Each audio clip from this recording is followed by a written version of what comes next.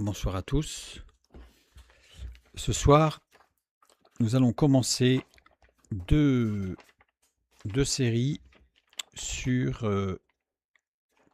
la chute des anges, bien sûr, puisque c'est le thème principal, mais sur un sujet un peu particulier qui est assez rarement abordé, à savoir le voile pour les femmes à cause des anges. Alors c'est un sujet que je pensais traiter en une soirée, et au fur et à mesure que je préparais, je me suis rendu compte que ça allait nécessiter 2 soirées parce que si je ne passais pas par des préliminaires assez précis, c'était évident que derrière, j'allais avoir beaucoup de questions et je dirais, logiques, hein, qui se justifiaient ces questions. J'ai donc pris la décision de passer par une première soirée qui va être une soirée de préliminaires. Alors ça va être assez surprenant parce que le thème principal, c'est la chute des anges et nous n'allons absolument pas parler des anges. Et le deuxième thème, c'est le sous-thème, si on peut dire, c'est le voile pour la femme et nous n'allons absolument pas parler du voile pour la femme. Un tout petit peu, mais presque pratiquement pas. Par contre, la prochaine fois, nous allons pouvoir rentrer directement dans le vif du sujet du fait de la préparation de ce soir. Ceci étant, ce soir, ce que nous allons voir, à mon avis évidemment, reste extrêmement intéressant et important dans la relation avec Dieu, et en particulier, puisque là quand même nous allons nous approcher du thème par rapport à la femme, mais pas exclusivement. Voilà, donc je voulais ce préambule parce que sinon je sais que je vais avoir des remarques en me disant oui, mais alors voilà la raison. Je vous propose de commencer tout de suite. Nous avions vu différentes théories chrétiennes sur la chute des anges qui se sont développées au fur et à mesure du temps. Nous en avions vu une en particulier, l'amour charnel, et qui se base sur Genèse chapitre 6. Ceci étant, dans cette théorie sur soi-disant, on l'a vu, parce qu'en fait ça ne tient pas la route, mais soi-disant cet amour charnel des anges par rapport aux femmes, aux filles des hommes, certains utilisent cette théorie pour justifier les écrits de Paul dans l'Épître aux Corinthiens sur le voile pour la femme. Alors, je dis tout de suite, on va voir que, évidemment, ce n'est absolument pas le cas. C'est tout autre chose, beaucoup plus profond et beaucoup plus subtil, et surtout beaucoup plus intéressant et enrichissant pour nous que d'aller chercher l'information. Ceci étant, c'est ce qui m'a amené à creuser ce texte de l'apôtre Paul qui, quand on le lit, semble évident. C'est-à-dire qu'en fait, il en parle comme si c'était une évidence, quelque chose de logique et de facile à comprendre pour ses interlocuteurs. C'est ce qui m'a le plus surpris, c'est que pour nous, ça semble tellement abscon, c'est-à-dire obscur, difficile à comprendre, peu logique, alors qu'à l'époque, ça semblait très logique. Et je me suis dit que c'était parce que certainement, il nous manquait une grille de lecture, en fait. Donc certains voient une confirmation de cette théorie dans le texte de Paul sur le voile pour la femme. Alors le texte sur le voile pour la femme, 1 Corinthiens chapitre 11, les versets 3 à 15. Je veux cependant que vous sachiez que Christ est le chef de tout homme, que l'homme est le chef de la femme et que Dieu est le chef de Christ. Tout homme qui prie ou qui prophétise la tête couverte déshonore son chef. Toute femme, au contraire, qui prie ou qui prophétise la tête non voilée déshonore son chef. C'est comme si elle était rasée. Car si une femme n'est pas voilée, qu'elle se coupe aussi les cheveux. Or, s'il est honteux pour une femme d'avoir des cheveux coupés ou d'être rasée, qu'elle se voile. L'homme ne doit pas se couvrir la tête, puisqu'il est l'image et la gloire de Dieu, tandis que la femme est la gloire de l'homme. En effet, l'homme n'a pas été tiré de la femme, mais la femme a été tirée de l'homme. Et l'homme n'a pas été créé à cause de la femme, mais la femme a été créée à cause de l'homme. C'est pourquoi la femme, à cause des anges, doit avoir sur la tête une marque de l'autorité dont elle dépend. Toutefois, dans le Seigneur, la femme n'est point sans l'homme, ni l'homme sans la femme. Car de même que la femme a été tirée de l'homme, De même, l'homme existe par la femme, et tout vient de Dieu. Jugez en vous-même, est-il convenable qu'une femme prie Dieu sans être voilée? La nature elle-même ne vous enseigne-t-elle pas que c'est une honte pour l'homme de porter de longs cheveux, mais que c'est une gloire pour la femme d'en porter, parce que la chevelure, lui a été donnée comme voile? Je renvoie vers l'étude sur le voile de la femme, puisqu'il y a énormément de choses dans ce texte que nous n'allons pas étudier. Ce n'est pas le sujet de ce soir, puisque notre but, on va rester fixé sur ce but quand même, c'est de comprendre à cause des anges. Donc évidemment, dans ce texte, il y a énormément d'informations données par Paul. Certaines ont été vues dans l'étude sur le voile, et donc je renvoie ceux qui voudraient les voir plus précisément sur cette étude. 2 remarques préliminaires rapides. Certains considèrent que la chevelure de la femme lui est donnée comme voile, par rapport à ce que nous venons de lire. Interprétation à partir de certaines traductions de 1 Corinthiens 11-15. Mais que c'est une gloire pour la femme d'en porter parce que la chevelure lui a été donnée comme voile. Bible de Jérusalem, traduite en 1973. La traduction œcuménique de la Bible, Taube, en 2010, utilise aussi cette traduction. La Bible en français courant aussi utilise cette traduction. La Bible Parole de vie utilise cette traduction. La Bible des peuples. Alors la Bible des peuples, assez peu connue, traduction catholique de la Bible, née dans un contexte missionnaire et œcuménique. Les traductions littérales comme la Bible de Jérusalem étant trop complexes et abstraites pour être comprises par son public, une solution fut trouvée par 2 missionnaires, créer une traduction qui ne soit pas mot à mot, mais une traduction sens ou une traduction dynamique, dont le but premier est de faire comprendre le message de manière vivante et immédiate. C'est-à-dire qu'en fait, on s'éloigne du texte littéral, ce qui peut se comprendre, hein, et on pourra apporter en fait un message qui soit beaucoup plus accessible, en fonction des populations à qui on s'adresse. Le mot voile, c'est la traduction de péribolaion. D'abord, je remarque quand même qu'il ne s'agit que des traductions modernes pour ce mot, voile. Donc péribolaion, c'est le manteau qui habillait le corps sans notion esthétique ni technique. C'est-à-dire qu'il n'est pas une question que ce soit un beau manteau, un long manteau, un chaud manteau, ça n'a rien à voir. C'était quelque chose qui couvrait le corps. Ce terme-là, c'est quelque chose qui couvrait le corps, un manteau. D'autres traductions emploient un autre mot.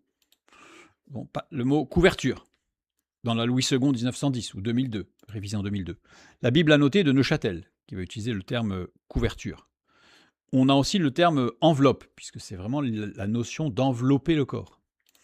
On a la Bible de Chouraki, qui va utiliser enveloppe, ou parure, nouvelle édition de Genève, en 1979.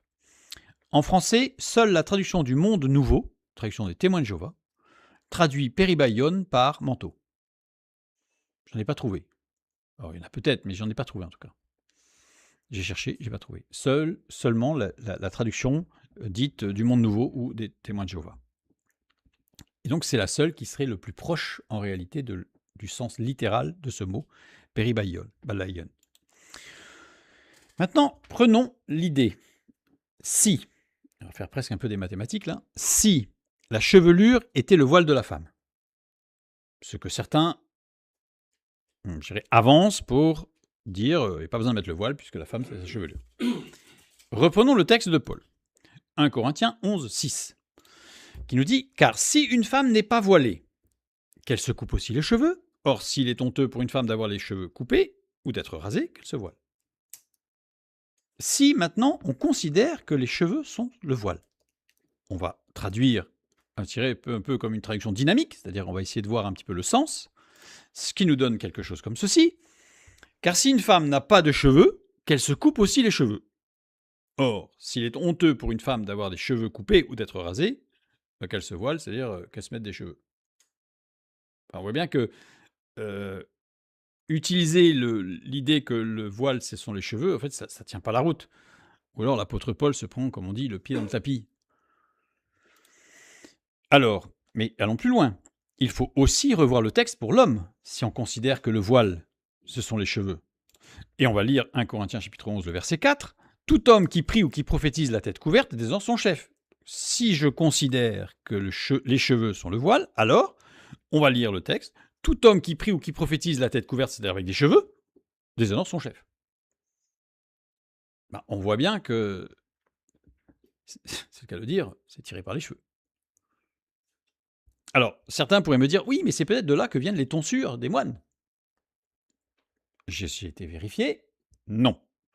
La tonsure monacale venait d'une tradition romaine qui voulait signifier une mise à part, mais rien à voir avec ce texte. En tout cas, dans aucun des textes liturgiques ou statuant sur la tonsure.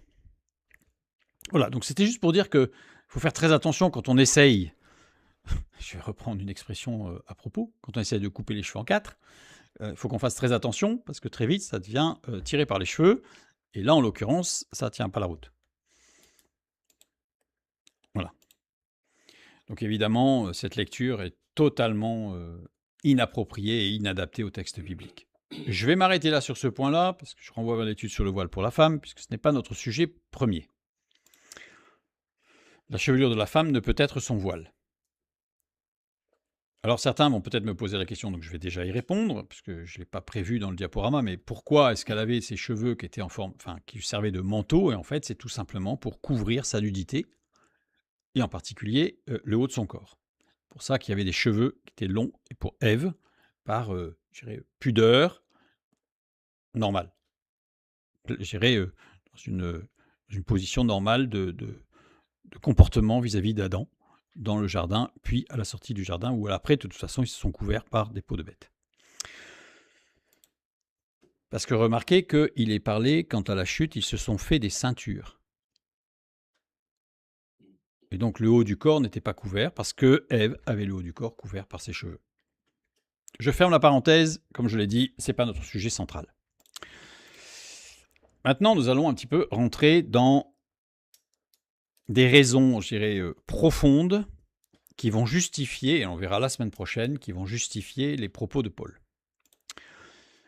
C'est pourquoi la femme, à cause des anges, doit avoir sur la tête une marque de l'autorité dont elle dépend. La première explication de l'apôtre Paul renvoie à la création de l'homme et de la femme, c'est-à-dire qu'il va donner des explications, en tout cas des pistes, pour aller chercher pourquoi. On sait le pourquoi, on sait en deux mots, c'est-à-dire on sait que c'est pour les anges, ou à cause des anges. Mais pourquoi, on ne sait pas directement. Par contre, il nous donne un élément. Les versets qui précèdent, les versets 7 à 9, nous lisons. L'homme ne doit pas se couvrir la tête puisqu'il est l'image et la gloire de Dieu, tandis que la femme est la gloire de l'homme.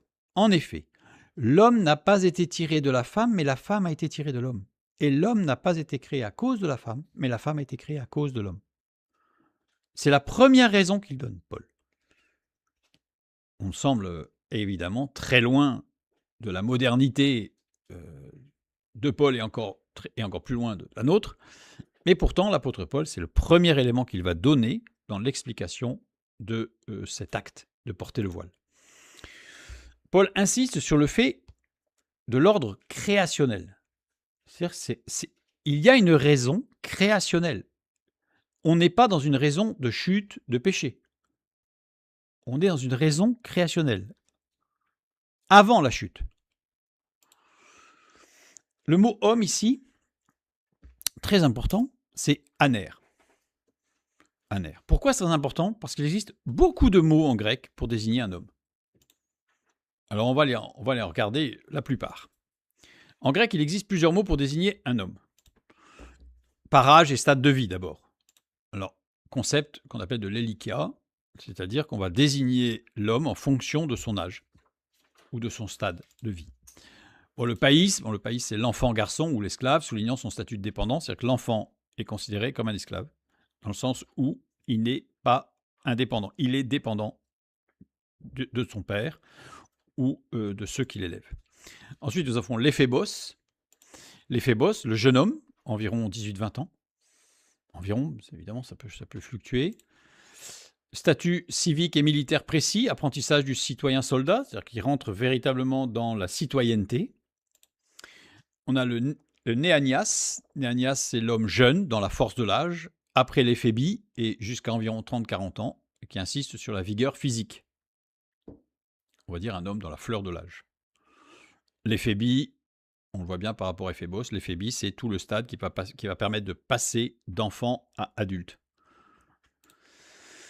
Nous avons aner, notre mot, aner.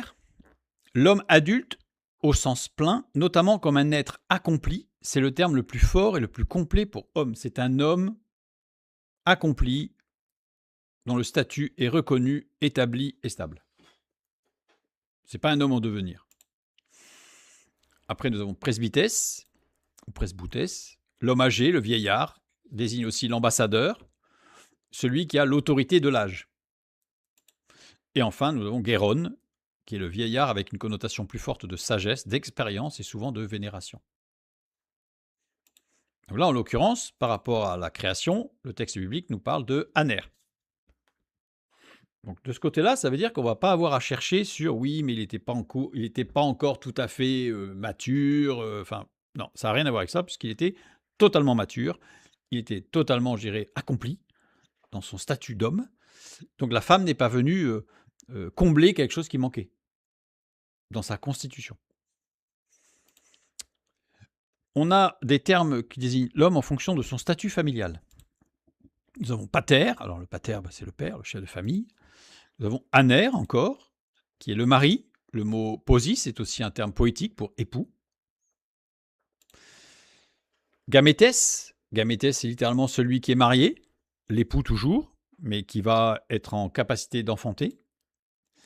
Le numphios, le jeune marié, le fiancé. Donc nous avons différents termes. Ici, le terme aner ne peut pas correspondre à notre texte puisque il n'y a pas de notion entre Adam et Ève. Bon, d'abord, il n'était pas marié puisqu'Ève n'était pas là, donc de toute façon, ça n'aurait pas été possible. Mais en plus, dans le Jardin d'Éden, il n'y a aucune notion d'amour, de relation amoureuse, même d'un foyer qui se construirait. Pas du tout. On a des nominations d'hommes en fonction des qualités morales et sociales. Donc on a le sophos. Le sophos, c'est le sage, le savant, l'expert. Plus qu'un sage, c'est un état de connaissance et de jugement. Nous avons le phronimos, l'homme sensé, prudent, qui a du bon sens et de la sagesse pratique. Nous avons le sophron, l'homme modéré, tempérant, maître de lui-même. Nous avons le kalos kagatos, expression désignant l'homme beau et bon, l'idéal de l'aristocrate, alliant la beauté physique, la noblesse de cœur et la valeur morale. Nous avons aussi le agathos aner, à nouveau aner, mais il y a agathos devant, l'homme de bien, brave. Et le polites, le citoyen, statut suprême dans la cité, réservé à l'homme libre, non esclave, né de parents citoyens. Donc là, en fait, on n'a que aner dans notre texte. Autre terme notable, puisqu'il y en a encore d'autres, mais aner comme héros. Dans la poésie épique, aner peut désigner le guerrier, le héros.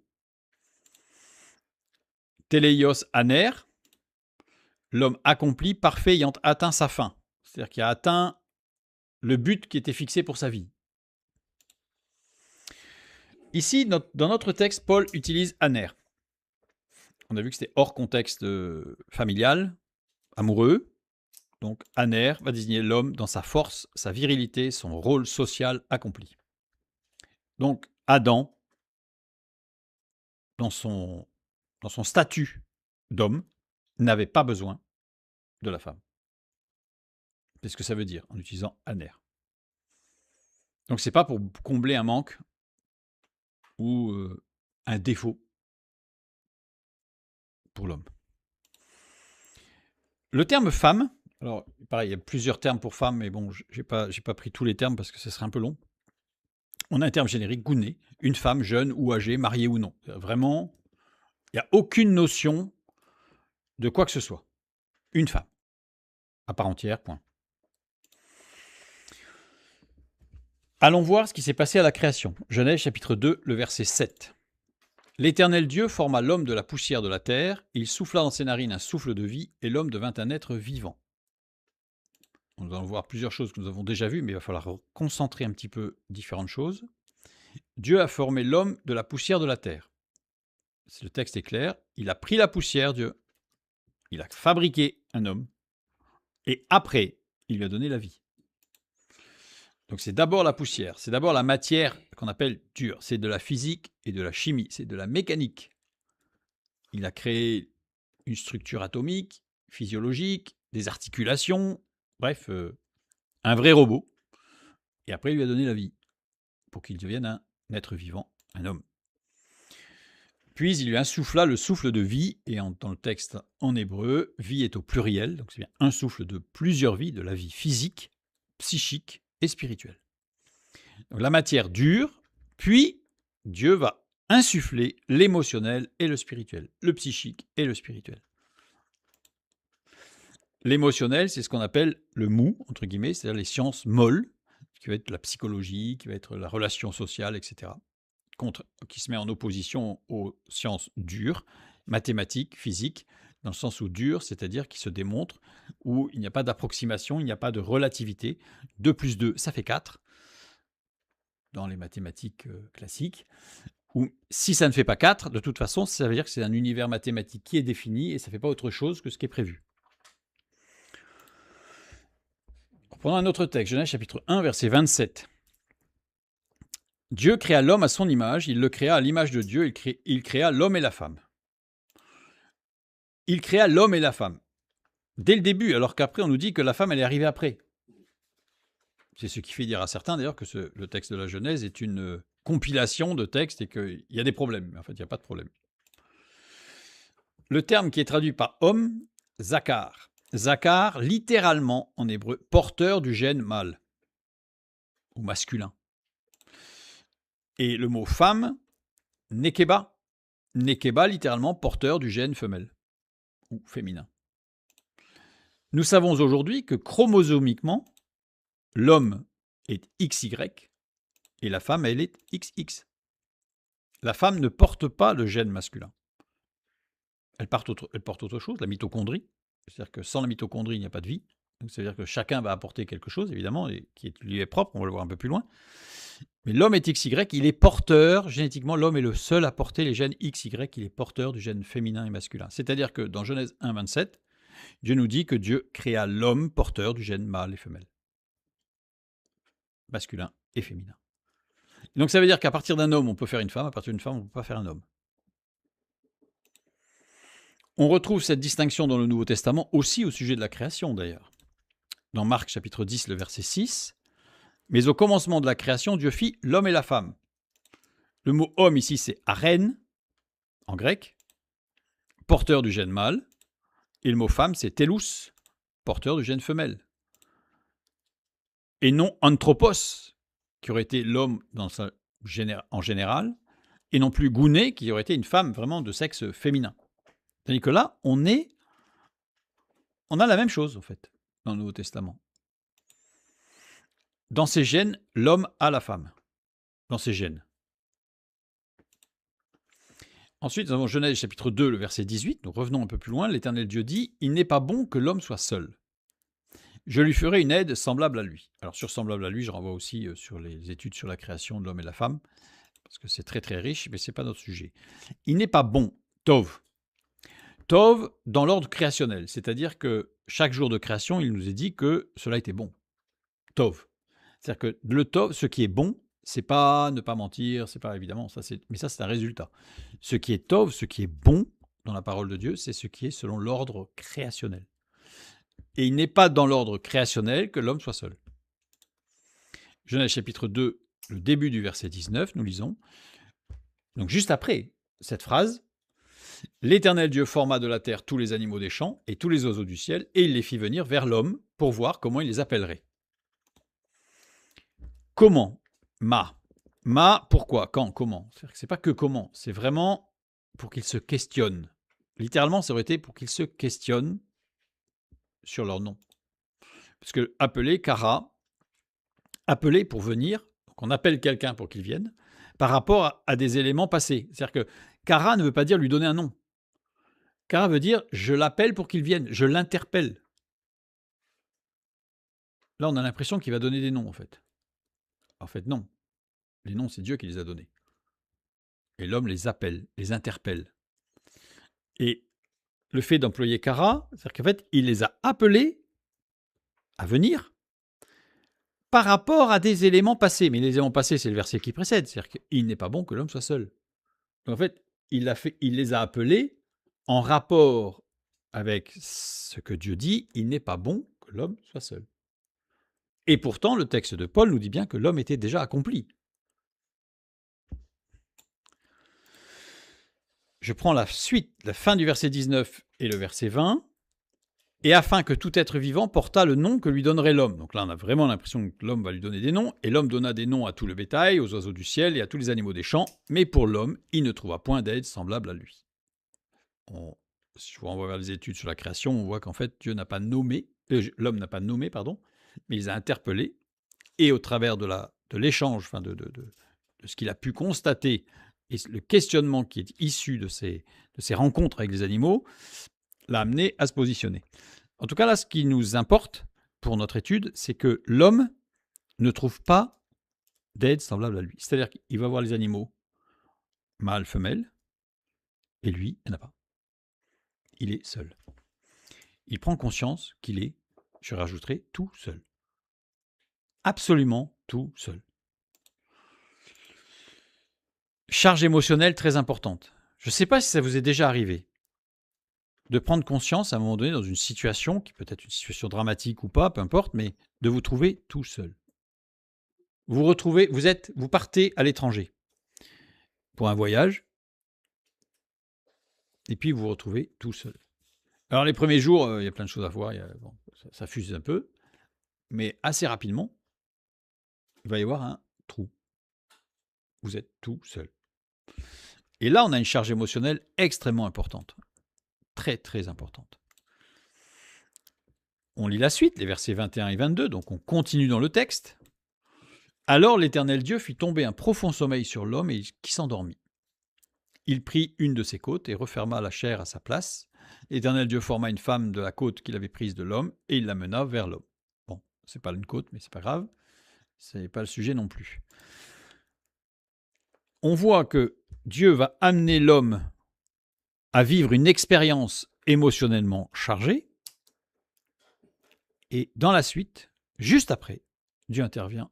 Il endort l'homme, une opération chirurgicale, et il va créer la femme. C'est très important ça. La femme est initialement formée sur une base émotionnellement très chargée. C'est-à-dire que l'homme, il a été fabriqué à partir de la matière. Alors la matière, c'est loin d'être émotionnel. Un assemblage d'atomes, c'est froid. Et ensuite, il a reçu l'émotionnel et le spirituel. La femme, elle, a été créée à partir d'éléments. La base est émotionnellement très, très chargée. Ça veut dire que, je dirais, constitutivement, l'homme et la femme ne sont pas pareils. Donc si je prends Genèse chapitre 2, verset 22, on continue en fait dans cette exploration de la création, de ce que nous invite à faire Paul dans le texte de l'Épître aux Corinthiens. L'Éternel Dieu forma une femme de la côte qu'il avait prise de l'homme et il l'amena vers l'homme. C'est-à-dire qu'il n'a pas fabriqué une femme et après il l'a mise de côté, elle est passée par l'école, elle a enseigné plein de choses, Dieu lui a expliqué comment ça marchait un homme, c'était un peu compliqué, donc il va falloir que je t'apprenne parce que l'approche va être un peu délicate. Non. Il la fabrique, il construit la femme et il l'amène vers l'homme. Donc je renvoie vers l'étude sur conditions masculines et féminines, enfin féminines et masculines, pour avoir plus d'éléments sur ce sujet. Dieu a formé la femme à partir de l'homme, avec ses questions, ses émotions. C'est-à-dire qu'en fait, on a vu qu'il y avait on a vu que l'homme, là, il est en plein questionnement. Et il se rend compte qu'il est tout seul. Donc là, c'est émotionnellement le questionnement par excellence. Et il l'amena à une rencontre avec son alter ego. C'est-à-dire qu'il crée la femme sur une base de questionnement, une base émotionnelle forte, et il l'amène à rencontrer Adam. Alors que Adam, quand il a été créé, il était tout seul. Il n'a rencontré personne. Il était en relation avec Dieu, il était en relation avec la nature, mais tout seul. La matière molle, c'est-à-dire le mou, c'est-à-dire l'émotionnel, on va dire, et le spirituel premièrement, puis la rencontre avec le dur, c'est-à-dire la partie, on va dire, science dure. On a une dynamique qui est complètement inverse entre l'homme et la femme. Créationnellement parlant, c'est-à-dire dès la base, dès le départ, les principes, je dirais les principes fondateurs du fonctionnement de l'homme et les principes fondateurs du fonctionnement de la femme sont différents, voire opposés. il y a une forte dissymétrie originelle, qu'aujourd'hui d'ailleurs on veut absolument gommer en disant c'est pareil. Mais ce n'est pas pareil, puisque Dieu n'a pas créé l'homme et la femme de la même manière. Quand Dieu n'est pas dans l'individu, il est ou revient à son état original sans l'esprit, c'est-à-dire que sans l'esprit de Dieu. C'est-à-dire que celui qui ne se fait aucun cas de Dieu dans sa vie, ou celle, si c'est un homme, son premier réflexe, ça va être de revenir à une matière dure. Il va avoir besoin de revenir à quelque chose qui est dans le dur. Je ne dis pas qu'il faut qu'il devienne dur, je dis qu'il vient dans une position originelle qui va chercher à s'appuyer sur les sciences dures, sur de la mécanique, sur des mathématiques, sur de la physique, avec des si, alors, égal, plus. Enfin, il faut que ce soit, on va dire entre guillemets, j'aime pas ce mot parce que il vient de Descartes et cartésien. Et ça sous-entend beaucoup de choses, mais on comprend. Donc, un être qui cherche à tout quantifier, calculer, mesurer pour résoudre ses problèmes. Et le premier réflexe chez l'homme, c'est seul. Chérie, on a un problème. Oui, il faut que je réfléchisse, laisse-moi un peu tranquille. C'est le premier réflexe, mais qui est naturel. C'est-à-dire qu'il n'est pas à chasser, il est à maîtriser et à gérer. La femme, elle, son premier réflexe, ça va être de revenir à son principe source, la matière molle. Un être qui cherche à résoudre ses problèmes au travers du regard et du contact d'autrui. Le premier réflexe, c'est d'aller voir l'autre. Chérie, on a un problème, il faut qu'on parle. Vous voyez bien l'opposition dans le principe même de la résolution du problème. Ça ne veut pas dire qu'il y en a un qui a tort, qu'il y en a un qui a raison.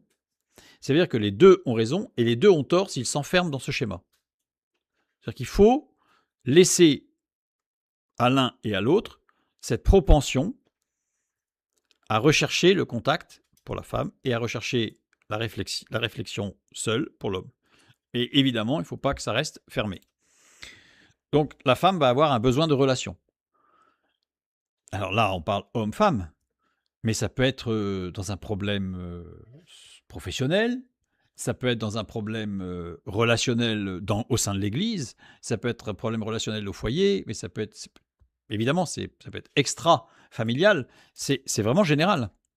C'est vraiment général. Donc là, je renvoie vers d'autres études pour avoir plus d'éléments de compréhension de cette mécanique. Et d'ailleurs, dans toute la série sur les conditions féminines et masculines, il y a toute cette mécanique qui doit s'intégrer dans l'Église. Et l'apôtre Paul en parle très clairement.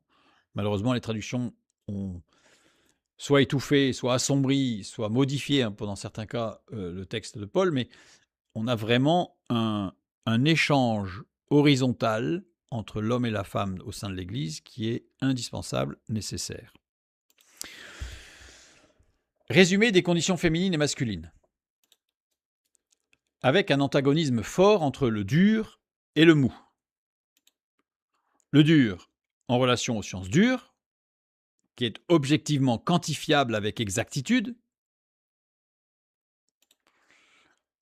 qui est issu de l'expertise,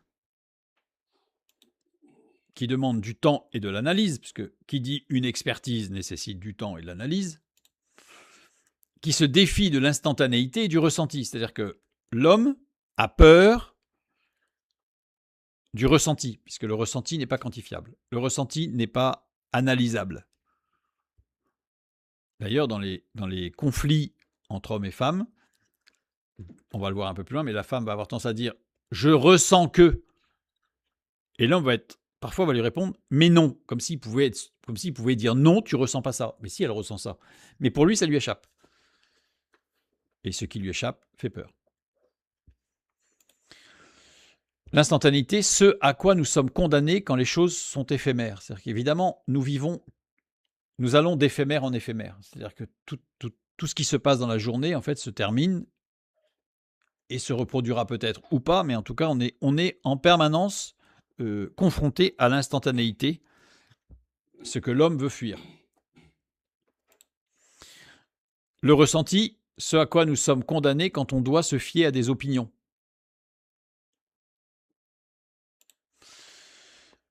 Le dur, aspect auquel l'homme est beaucoup plus sensible. L'analyse, la structure, ça le rassure. Le mou, en relation aux sciences molles, dites molles, qui n'est pas objectivement quantifiable avec exactitude. Quand vous prenez des relations humaines, ressources humaines, il n'y a pas de formule mathématique. Une personne, telle taille, tel poids, tel âge, non, il va pouvoir bien rentrer dans sa fonction. Absolument pas. Il va falloir avoir beaucoup de subjectivité, beaucoup de ressenti. C'est quelque chose qui est intuitif, qui est instantané et qui fait appel au ressenti. On est à l'opposé. Aspect auquel la femme est beaucoup plus sensible. Je dirais dans son principe même, dans son essence. Fait appel au ressenti, à l'instantanéité.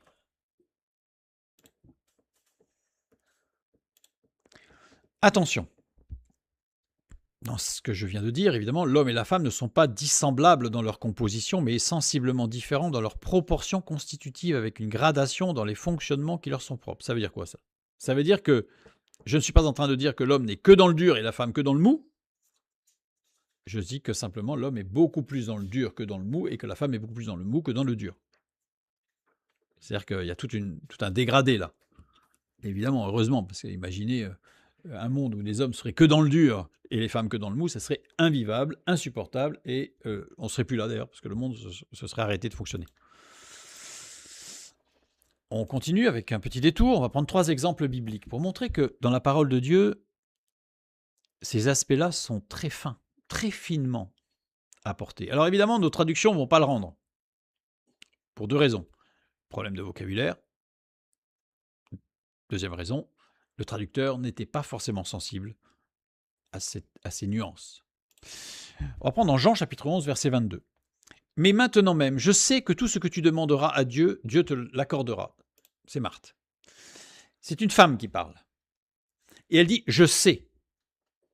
Elle emploie un verbe « eido ».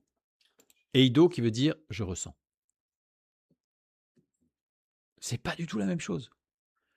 Elle a ce ressenti avec Jésus. Elle dit voilà, j'ai cette conviction parce que dans mon fonctionnement, dans l'essence même de ce que je suis, je perçois et je ressens avec certitude. Parce que souvent, quand un homme va parler de ressenti, il va dire ah, c'est pas sûr. C'est un ressenti, c'est un sable mouvant, c'est dangereux. Mais pour une femme, c'est pas du tout la même chose. Le ressenti est quelque chose de beaucoup plus sûr. C'est Marthe, sœur de Lazare, qui parle. C'est une femme. Vous voyez le terme? Alors en français, on met je sais. Alors un homme qui lit je sais, oula, ça y est, c'est dans les maths là. C'est structuré, elle a analysé les choses sûrement la nuit d'avant pour en arriver à cette conclusion. Alors que pas du tout.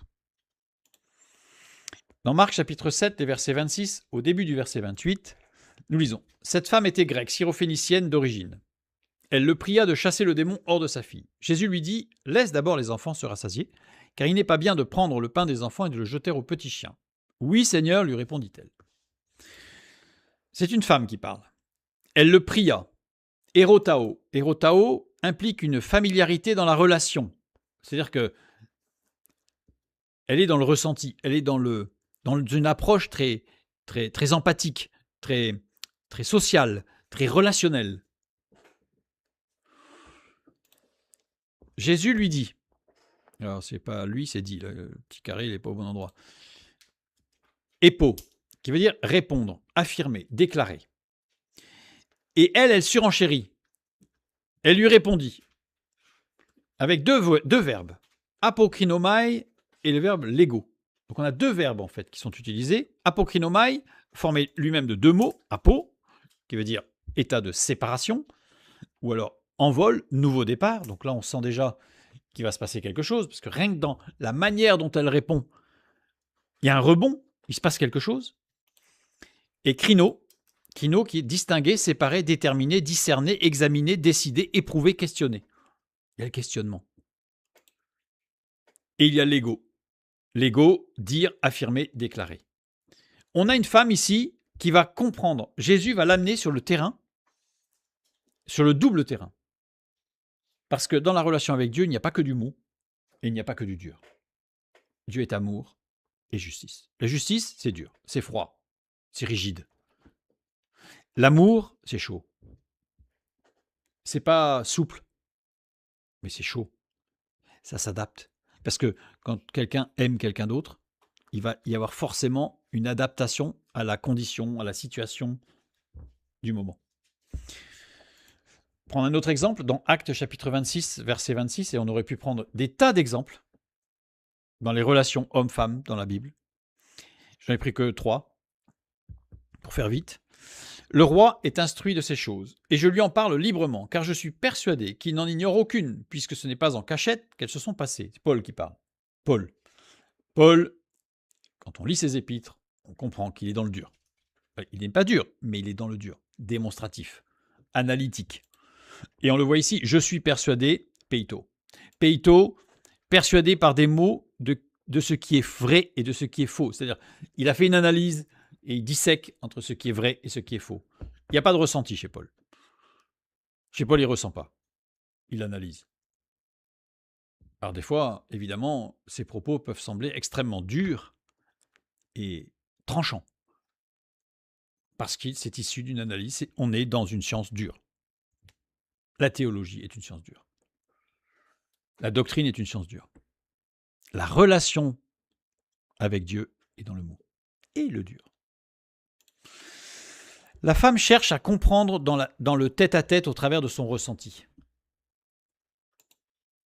L'homme dit ce qu'il a compris dans le tête-à-tête au travers de la raison logique du vrai et du faux. Son ressenti, expression des sens au travers de l'âme. C'est-à-dire que chez la femme, c'est l'âme qui va parler, qui va avoir beaucoup d'importance dans son approche. Alors évidemment, l'âme, elle se nourrit de quoi? Eh bien, elle se nourrit de l'esprit, pour celle évidemment qui marche avec Dieu, et elle se nourrit aussi de ses sens, puisqu'elle est le pont entre les deux. Donc évidemment. Dans le tête-à-tête, lui, l'homme, c'est la raison logique, le vrai du faux, expression de l'expérience pratique et objective des sens. C'est-à-dire que ce qui va être prédominant chez l'homme, ce sont les sens. Je touche, c'est chaud. Je mesure, il y a une température, j'ai mesuré la température. La femme, elle dit que c'est chaud, mais moi, j'ai besoin de savoir de quel degré, à combien. D'ailleurs, on voit bien que parfois, on vous demande, c'est forcément les échelles de douleur, on vous dit, sur une échelle de 1 à 10, je suis sûr que sans vous le dire, vous savez que c'est un homme qui a inventé ça. Parce qu'une femme n'aurait jamais dit d'une échelle de 1 à 10. Elle aurait dit, dans les expériences vécues, quelle a été pour vous la souffrance la pire. Et là, on n'est plus dans une échelle de 1 à 10. La femme aurait pu dire, par exemple, mon accouchement. Auquel cas, l'autre femme aurait pu dire, je comprends ce que vous dites. Mais il n'y a pas d'échelle. Mais l'homme, ça le dépasse, là. Évidemment, en plus, l'accouchement, forcément, ça le dépasse. Mais l'homme, il a besoin d'une échelle, une valeur. Il faut que ce soit quantifiable. Attention. J'insiste un peu lourdement parce que c'est très important. Il ne s'agit pas de clivage, mais de gradient. Il ne s'agit pas de dire les femmes sont dans le mou, les hommes sont dans le dur. On va prendre quelques exemples bibliques encore. Là encore, on peut en prendre plein et je vous renvoie vers les études sur la condition féminine et masculine dans la Bible pour bien vous rendre compte qu'il y a vraiment tous les gradients dans la Bible. Les femmes n'ont pas d'inhibition devant le dur. C'est-à-dire qu'en fait, le dur, elles ne sont pas complètement exclues du dur, fort heureusement, pour nous et pour elles.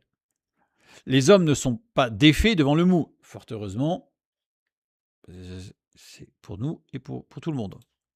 Genèse chapitre 4, le verset 2, nous lisons « Abel fut berger et Caïn fut laboureur ». On a Abel qui est dans le mou, le berger qui va prendre soin des brebis, parce que vous ne pouvez pas avoir un troupeau si vous êtes dans le dur. Vous devez suivre les faibles, attendre ceux qui sont malades, soigner, enfin, vous ne pouvez pas. Par contre, le laboureur, c'est technique. Prenons Genèse chapitre 25, la fin du verset 27. « Ésaü devint un habile chasseur, un homme des champs, mais Jacob fut un homme tranquille qui restait dans les tentes. » On voit bien Ésaü devenir un chasseur. On n'imagine pas un chasseur dans le mou. Chasseur, il est dans le dur. Quand il faut commencer à égorger la bête, faut être un peu dans le dur quand même. Et là, on voit Ésaü, dans tout le texte, quand il nous parle de la chasse, il aime le gibier, mais il aime ce qui est cuisiné. En fait, Ésaü va pleurer, mais Jacob, il pleure pas. En fait, on a deux situations assez particulières, puisqu'on a un homme qui nous paraît dans le dur, Ésaü, poilu, velu, qui sent le sauvage. Alors là, on a l'image de l'homme viril, hein. Et il pleure. Et il va être au contact de la nature. Alors que Jacob, qui nous semble être plutôt gentil, en fait, quand on regarde bien, il est un peu, il est dans le dur. Lui, il pleure pas. Il calcule. Il gère. Stratégie. Ésaü, stratège pas du tout, hein. Ésaü, c'est dans le ressenti, hein. C'est tout de suite, j'ai faim, je veux les lentilles. Enfin, on prend le verset 28, la suite. Isaac aimait Ésaü parce qu'il mangeait du gibier et Rebecca aimait Jacob. Rebecca était dans le dur. C'est une femme, mais elle était stratège. Elle calculait, elle analysait tout. Isaac, il n'analysait pas. Donc c'est pour montrer que on a vraiment de tout. Il y a des hommes qui sont dans le mou, et ça ne veut pas dire que ce ne sont pas des vrais hommes. Ce sont des hommes que Dieu a façonnés, a amenés à être sensibles par rapport à la partie molle. Mais ils ne sont pas exclus du dur. Et puis vous avez des femmes qui sont beaucoup dans l'analytique, qui sont dans le dur, entre guillemets, mais qui ne sont pas exclus du mou. Mais globalement, la femme est beaucoup plus dans le mou et l'homme beaucoup plus dans le dur. Je renvoie toujours faire les études sur les conditions féminines et masculines. Toute collectivité humaine repose sur 3 piliers. C'est-à-dire qu'à partir du moment où il y a une collectivité, c'est-à-dire même déjà 2, évidemment après 3, 4, les rites, c'est-à-dire les habitudes, les croyances et la tribu. Les rites, le monde des gestes et des habitudes. Les croyances, le monde des idées. La tribu, le monde de l'affect. On voit que le monde des idées, plus particulièrement masculin. Si vous prenez la philosophie, vous allez avoir beaucoup plus de philosophes hommes que de philosophes femmes. Ça ne veut pas dire qu'il n'y a pas de femmes et que c'est pas. J'insiste, mais c'est-à-dire que ce qu'elles disent est très très intéressant, il n'y a pas de souci. D'ailleurs, dans la bibliographie, il y a Hannah Arendt, par exemple, qui évidemment apporte des choses extrêmement riches. Mais pour montrer que globalement, on va avoir le monde des croyances, le monde des idées, c'est beaucoup plus masculin. Et le monde des gestes et des habitudes, plus particulièrement féminin, ainsi que le monde de l'affect. La femme va avoir ses habitudes, va avoir auprès des enfants, c'est elle qui va être tout particulièrement apte à donner à l'enfant une structure pour se construire dans l'habitude, dans le rite. Alors que l'homme, il va avoir tendance à venir casser un peu ça en disant « Ah bah ce soir, on va jouer ». Non, mais justement, on ne va pas jouer ce soir parce qu'il y a l'habitude qui fait qu'on installe, on instaure, on construit l'enfant. Une fois de plus, attention, il ne s'agit pas de clivage, mais de gradient. J'insiste parce que c'est très très important, parce qu'on peut très vite arriver à des choses très dévastatrices. Tout ce que peuvent faire les hommes, les femmes peuvent le faire. Peut-être pas de la même manière. D'ailleurs, quand on étudie le cerveau d'une femme et le cerveau d'un homme, ils arrivent. Si vous faites faire à un homme et une femme le calcul mental de 5 x 5, le réseau neuronal de résolution de cette question n'est pas le même chez une femme et chez un homme. Une femme va avoir tendance à faire 5 plus 5 plus 5 plus 5 plus 5, et va arriver au résultat de 25. Et l'homme va passer par un schéma neuronal qui va faire 5 x 5 avec une multiplication et arriver à 25. Le temps d'exécution, il va être le même. C'est juste le chemin qui n'est pas le même. C'est tout. À la nuance du domaine de la force physique, où justement, on voit bien, et il suffit de prendre les compétitions sportives où en fait on a les femmes et les hommes d'un côté, parce que sinon, évidemment, physiquement, physiologiquement, la constitution d'un homme et d'une femme ne sont pas les mêmes, contrairement à ce qu'on veut essayer de nous faire croire. Donc il y a une différence. C'est-à-dire qu'on ne peut pas vraiment dire que absolument tout ce que peuvent faire les hommes, les femmes peuvent le faire. Et pour les femmes, tout ce que peuvent faire les femmes, les hommes peuvent le faire. À la nuance de 2 domaines physiques, l'enfantement et l'allaitement. Ce que, évidemment, le monde sans Dieu veut absolument gommer, puisqu'en fait, ils veulent détruire tout ce que Dieu a fait. Mais ça, c'est impossible. Impossible. Donc il y a encore une particularité chez la femme, c'est-à-dire qu'on ne peut pas dire absolument tout ce que peuvent faire les femmes, les hommes peuvent le faire.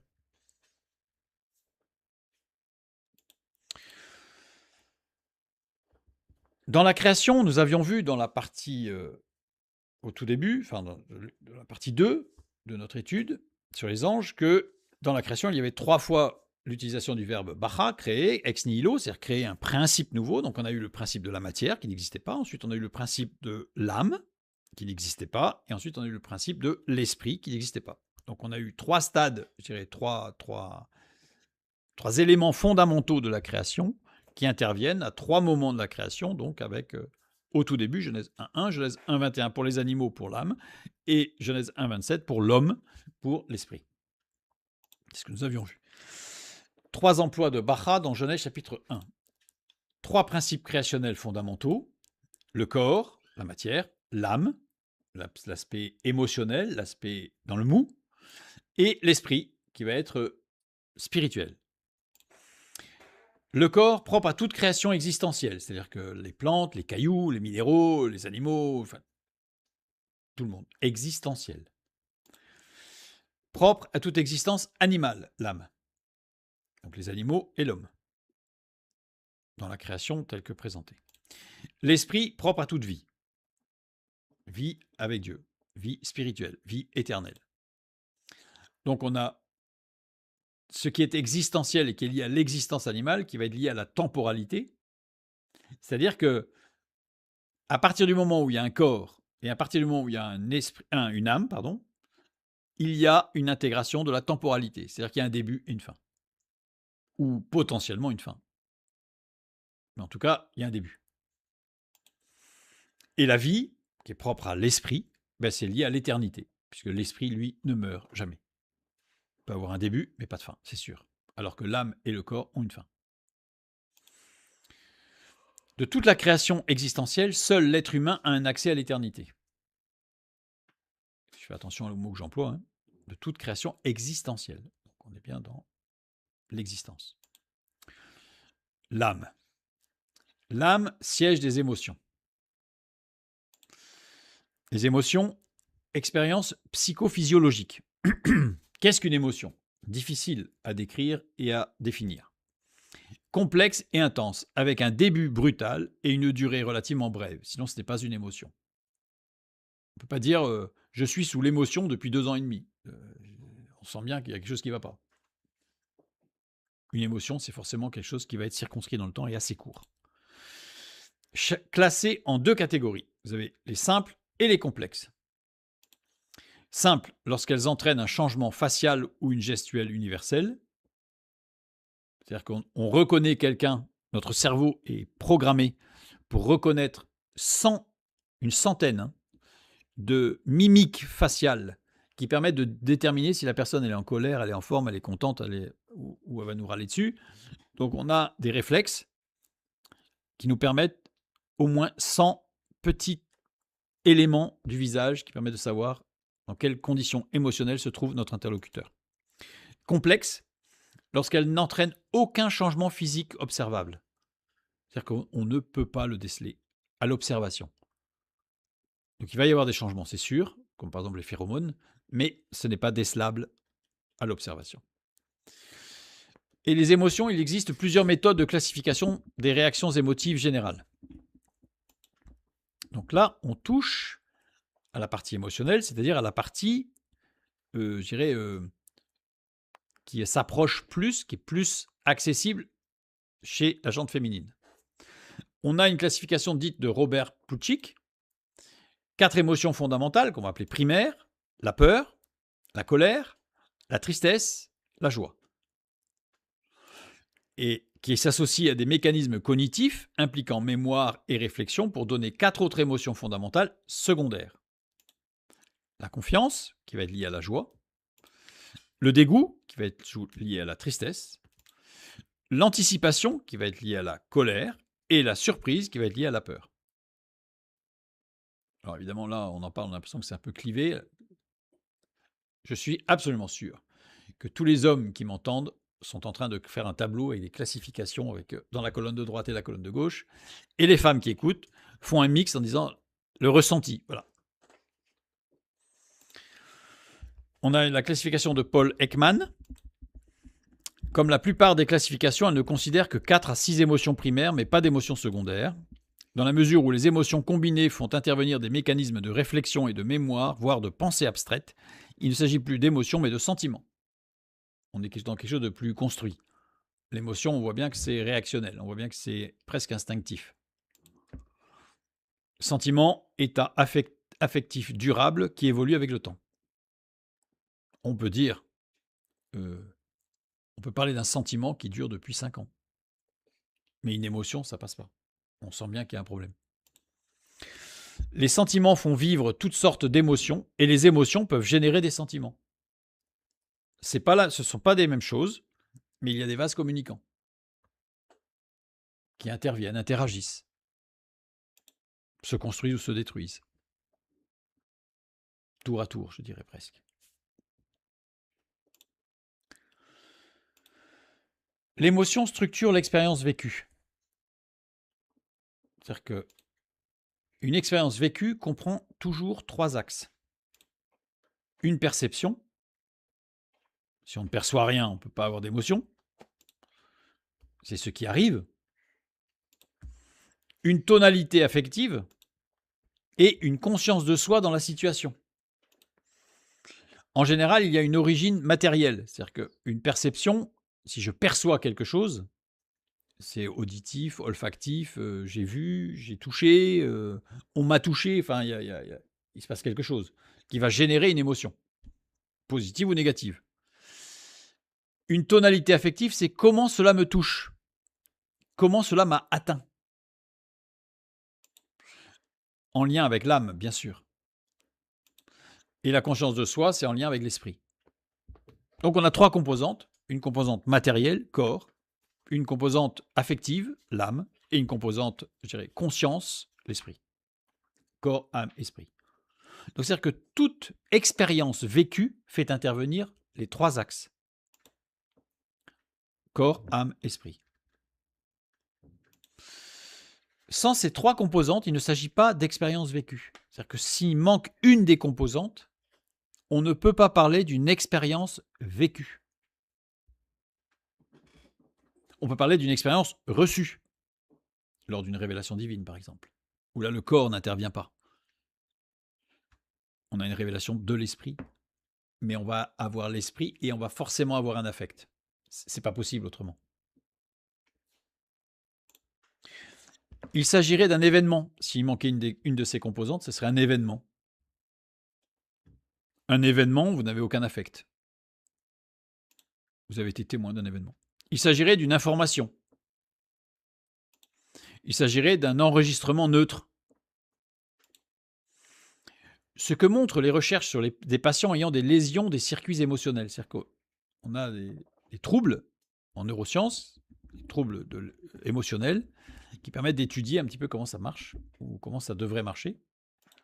Qu'est-ce qu'on y voit? On voit qu'une personne qui a des troubles émotionnels ou qui n'a pas accès à ses émotions, pour diverses raisons physiologiques ou neurologiques, les capacités intellectuelles peuvent rester intactes. Donc, c'est-à-dire que sa capacité de réflexion, d'analyse sont intactes, il n'y a pas de problème. Mais la prise de décision et l'engagement dans l'action deviennent profondément perturbés. C'est-à-dire qu'en fait, il ne peut pas prendre de décision.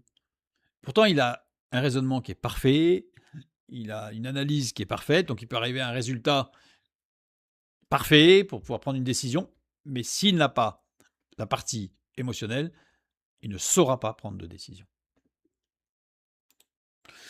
Parce que les émotions servent de marqueurs somatiques. Elles donnent une valeur aux situations. Sans émotion, il n'y a plus de hiérarchie. Il n'y a pas du plus et du moins. Il n'y a pas du avant et du après. Il n'y a pas du meilleur et du moins bon. Sans émotion, il n'y a plus de préférence. Sans émotion, il n'y a plus de poids subjectif.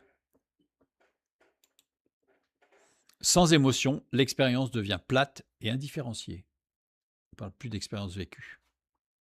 On parle d'un événement, d'une information Alors, imaginez si toute votre vie, tout ce que vous vivez avec vos amis, votre famille, s'il n'y avait plus d'émotions. Oh, ce serait terrible. Il n'y aurait plus rien. L'émotion donne 3 dimensions essentielles à l'expérience vécue. Une intensité. L'émotion rend l'expérience saillante. Donc elle va sortir un petit peu, pas forcément très forte, mais elle va sortir du bruit de fond, je dirais, du quotidien. Une signification, une mémorisation. La signification, l'émotion dit « cela compte pour moi », plus ou moins. Peut-être qu'un homme vous dirait « cela compte au niveau 3 ». Je plaisante, bien sûr. Une mémorisation, nous retenons ce qui nous a touchés. On le sait, c'est-à-dire qu'à partir du moment où quelque chose nous a fortement touché, on va le mémoriser beaucoup plus que quelque chose qui est resté totalement plat. Sans affect, peu d'inscriptions durables.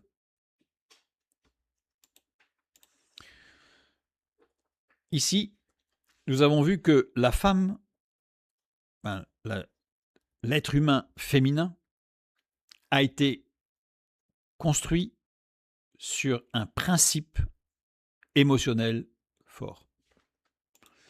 Ça veut dire que la femme est beaucoup plus sensible et réceptive aux expériences vécues de par sa propension plus grande à la réception affective.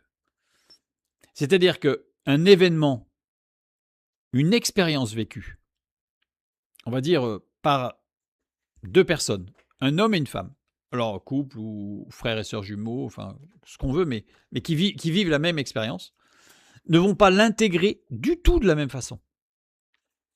Donc un homme qui veut aider une femme dans les souffrances vécues peut rencontrer des difficultés et amener des difficultés chez celle qui a souffert.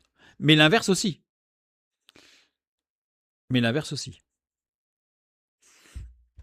Et par rapport à notre étude sur le voile et sur les anges, cet aspect-là va être fondamental. Fondamental. La femme est beaucoup plus sensible donc et réceptive aux expériences vécues de par sa propension plus grande à la réception affective. Attention, l'homme et la femme ne sont pas dissemblables. J'insiste bien, ça veut dire que ce n'est pas que la femme. En général, ce sont plus les femmes. Mais ça ne veut pas dire que si un homme est très sensible, il n'est pas un homme. Absolument pas. On l'a vu dans la parole de Dieu. Ésaü, je pense que personne n'aura considéré que ce n'est pas vraiment un homme. D'accord? Comme j'ai donné la description, et la Bible nous donne la description, imaginez quand même que pour que Jacob paraisse aussi velu qu'Ésaü, il a fallu qu'il se couvre d'une peau de chèvre. Imaginez la pilosité d'Ésaü. On n'imagine pas une omelette, quoi. D'accord? Chasseur, qui pouvait passer des jours et des jours à chasser le gibier. Donc, bref, un homme, quoi. Mais dans sa constitution, de son âme, il était très sensible. Et on a beaucoup d'exemples, on a beaucoup d'exemples, je n'en ai que quelques-uns. La capacité des femmes à exprimer leurs émotions de manière plus ouverte et nuancée peut intriguer et captiver un observateur extérieur. Là, je vais montrer un petit peu les dangers de la non-considération des choses, ou la mauvaise considération de la constitution de chacun, de l'homme et de la femme. Et en particulier, je dirais, de l'homme qui va agresser quelque part, et on va voir plus que quelque part, la femme. Remarque, la richesse et la sensibilité de la vie émotionnelle féminine, lorsqu'elles sont observées par certaines personnes narcissiques, peuvent susciter un intérêt qui dépasse l'admiration. La capacité des femmes à exprimer leurs émotions de manière ouverte et nuancée peut être perçue comme une opportunité d'influence et de manipulation, transformant une fascination en exploitation émotionnelle. On a un schéma. On a une femme, essentiellement une femme, ça peut être un homme, mais c'est beaucoup plus fréquent. Un pervers narcissique, ça existe des femmes perverses narcissiques, mais il y en a quand même très peu par rapport aux hommes. L'homme, donc c'est pour ça que je vais parler d'homme, mais attention, une fois de plus, ce n'est pas exclusif. L'homme va percevoir une richesse et une sensibilité émotionnelle chez une femme. Donc là, on parle de richesse émotionnelle, on ne parle pas de faiblesse, on parle de richesse émotionnelle. Admiration, fascination. Parce que pour un homme, c'est fascinant, puisque ce n'est pas maîtrisable. Donc c'est fascinant. Observation ciblée de vulnérabilité. Donc fascination, observation. Attirance pour le capital émotionnel. Manipulation ou contrôle émotionnel, c'est-à-dire que là on commence à essayer de vampiriser pour arriver à l'exploitation, c'est le pervers narcissique. Exploitation émotionnelle, c'est-à-dire utiliser, déformer, vampiriser la richesse émotionnelle de l'autre.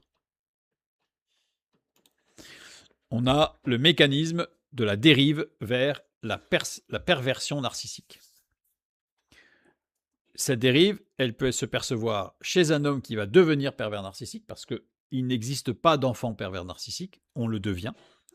Mais on a exactement la même mécanique chez la femme qui va être, et une fois de plus, je ne suis pas exclusif, mais globalement, chez la femme qui va être piégée, qui va être la victime du pervers narcissique. On va voir en fait qu'elle-même doit percevoir la différence entre admiration, fascination, ce qui en soi peut être constructif, constructeur dans une relation.